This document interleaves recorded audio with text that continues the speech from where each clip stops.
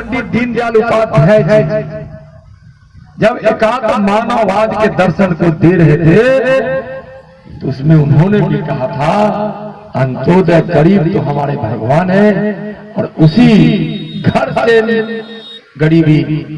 और जब जीवन दर्शन को जब जिसमें उन्होंने अपने जीवन के साक्ष्य को ढाला उसमें भी गरीब ही भगवान।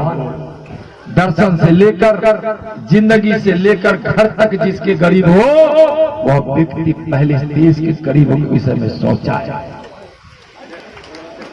तभी गरीब के इतने कल्याणकारी कार्य हुए। इसलिए विकास प्रेमियों, नरेंद्र मोदी जी ने 200 योजनाओं से इस देश के गरीबों के जीवन स्तर को उठाने का प्रण लिया है और गरीबों की जिंदगी ऊपर उठ भी रही है, विकास से जुड़ रहे हैं, एक अच्छी जिंदगी जीने के लिए पथ पर अग्रसर हो गए हैं। यह देश प्रेमियों का भी चुनाव है। देखते थे एक घटना पहले हुई आतंकवादियों ने किया,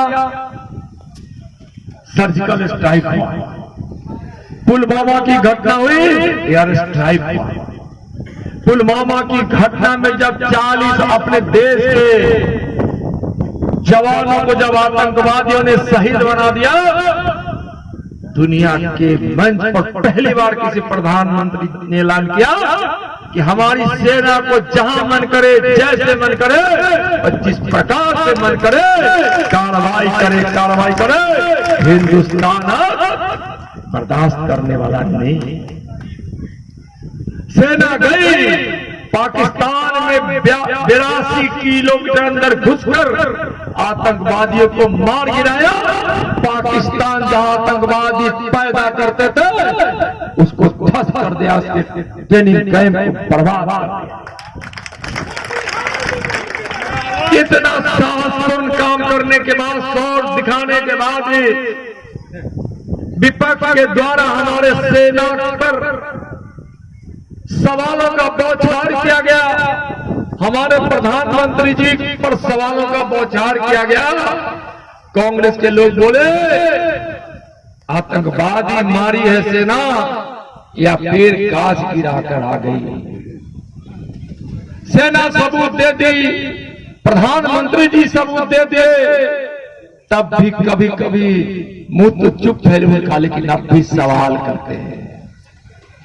मैं आपके इस मिथिला के इस राजधानी विद्यापति के इस पवित्र मां सीते की इस पवित्र भूमि से उनको कहना चाहता हूं, सबूत चाहिए तो चले जाओ पाकिस्तान, इमरान खान आपको बिरयानी भी खिलाएगा। जब कौन रोके हुए, हम तो शुद्ध करने के लिए तुलसी दल देते हैं और वह बिरयानी को शुद्ध करने के लिए क्या देता है जाकर खा लो, शायद यह बताने की जरूरत नहीं।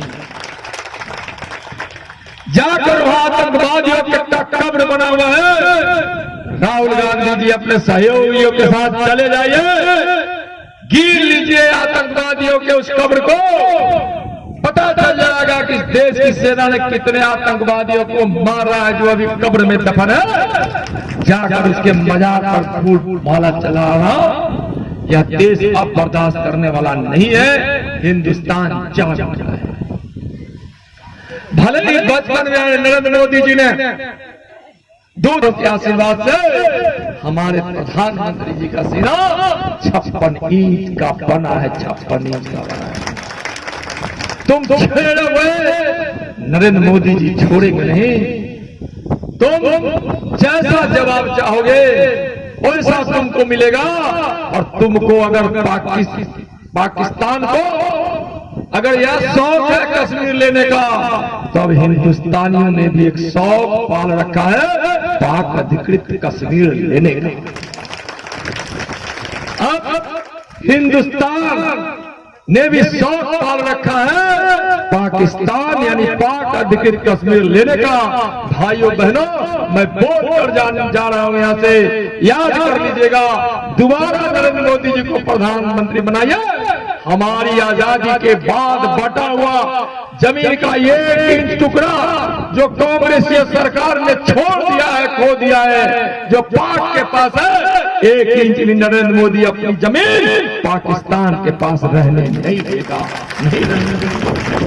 एक देश का बंटवारा नहीं होना चाहिए। देश का बंटवारा तुम्हारा रहा लेकिन हमारा नहीं रहा। तुम्हारा तो तुम्हारा रहा लेकिन हमारा नहीं रहा। फिर भी हम खुश हैं, हम हिंदुस्तानी हैं, बड़े दिल वाले हैं, सबका स्वागत है, सब भाई की तरह है, हिंदू मुस्लिम सिख ईसाई सब भाई की तरह है।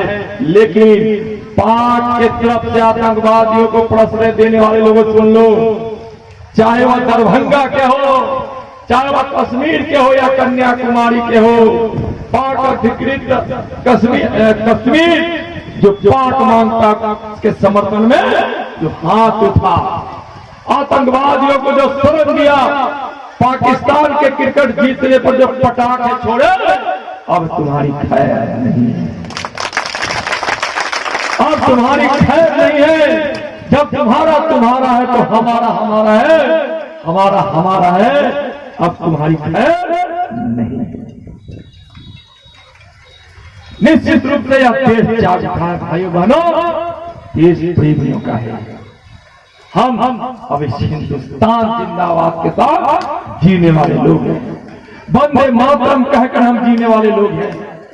एक और बात कहें, हम जिस धरती पर खड़े हैं, पता है कि सबसे तो हम आग्रह कर ही रहे हैं, लेकिन हम अपने वंश के लोगों को भी विशेष आग्रह करते हैं।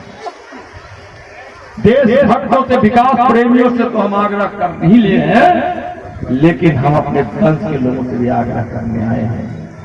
याद कीजिए महाभारत की उस लड़ाई को, जब कृष्ण पांडवों को लेकर जब धर्म लड़ रहे थे, तो दुर्योधन की मां गांधारी ने कृष्ण को बुलाकर बोली, सुनो कृष्ण, तुम दुर्योधन का साथ दो, पांडवों का साथ छोड़ दो। कृष्ण बोले, बुआ क्यों मुस्कुराते हो, मैं कुछ नहीं जानती, तुम साथ दो, दुर्योधन मेरा बेटा है। कृष्ण बोले, अगर दुर्योधन आपका बेटा है तो अर्जुन भी आपका ही बेटा है। अन्याय हुआ है यहाँ से, अन्याय हुआ यहाँ से, और धर्म दया, मैं पांडवों का साथ नहीं छोड़ सकता। गांधारी बोली, अगर तुम पांडवों के साथ नहीं छोड़ते हो घनश्याम कृष्ण, तो मैं तुम्हारे 56 करोड़ यदुवंशियों के नाश का श्राप दूंगी। कृष्ण बोले, मुझे 56 करोड़ यदुवंशियों का नाश स्वीकार है, लेकिन अधर्म और पाप का साथ स्वीकार नहीं है। और जानते कि कृष्ण के यदुवंशियों का नाश नहीं हो सकता, फिर भी वह एक गाय की ओर इशारा करते हुए बोले, देखिए बुआ, गैया चल रही है, कितनी सुंदर है, कितनी मोहक है, इस प्रकृति की हरी हरी घास को चल रही है। हम ग्वालों को मत कुछ कहो, 56 करोड़ यदुवंशी के नाश का तुम श्राप दोगी। अगर एक गौ माता जिंदा है तब तक ग्वालों का नाश नहीं होगा, यदुवंशियों का नाश नहीं होगा। हम गौ माता के कोख से पैदा ले लेंगे, और इस धरती पर जब अधर्म होगा तब तक हम धर्म का यदुवंशी साथ देंगे। क्या है, राष्ट्र धर्म भी है और धर्म भी है। यदुवंशियों, टोला प्रथा के विरोध करने वाला सबसे पहले यदुवंशी लोग ही हुआ करते थे। बाल विवाह का कारण मैं यहां नहीं बताना चाहता, लेकिन टोला प्रथा थी जो हिंदुस्तान के लिए सबसे बड़ा श्राप था और सबसे बड़ा कष्ट का विषय था। जिंदगी कोई खो सकता था, लेकिन कंधे पर डोला जो भाई लेकर जाता था, वह किसी के दरबार में पहुंच जाए उसको नहीं बर्दाश्त करता था। डोला प्रथा के विरोध करने वाले यदुवंशियों,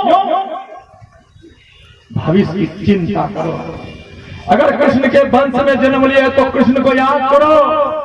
जब जब समाज पर आफत आया है, चाहे किसी भगवान, चाहे मैं प्रदेश अध्यक्ष हूं, लेकिन चूंकि मिथिला की धरती पर हूं, मिथिला से ही सांसद हूं, और मिथिला की भूमि पर जब मैं आया, यहाँ की मिट्टी के कण का जब तिलक लगा, तब मैं प्रदेश अध्यक्ष बना।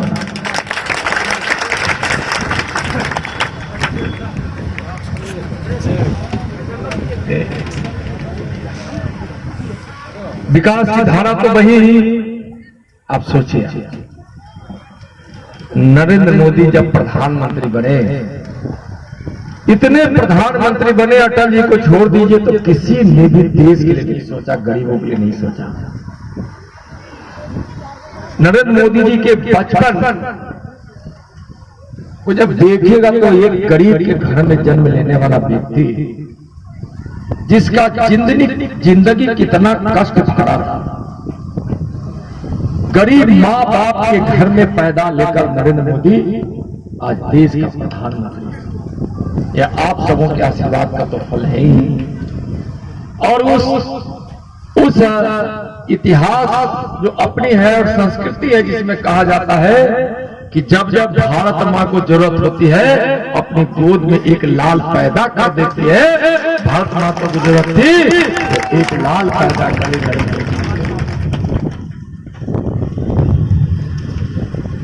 बचपन में माँ उनकी बर्तन धोने का काम करती है।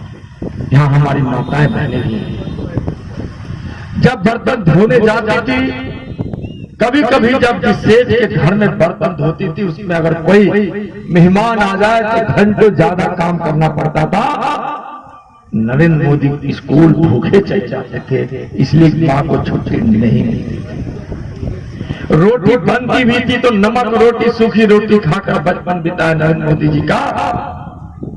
पिता चाय बेचते, घर में शौचालय नहीं था, घर में बिजली नहीं थी, घर में कोई गैस कनेक्शन नहीं था। गरीबी की जिंदगी देखिए। आदरणीय भाइयों बहनों,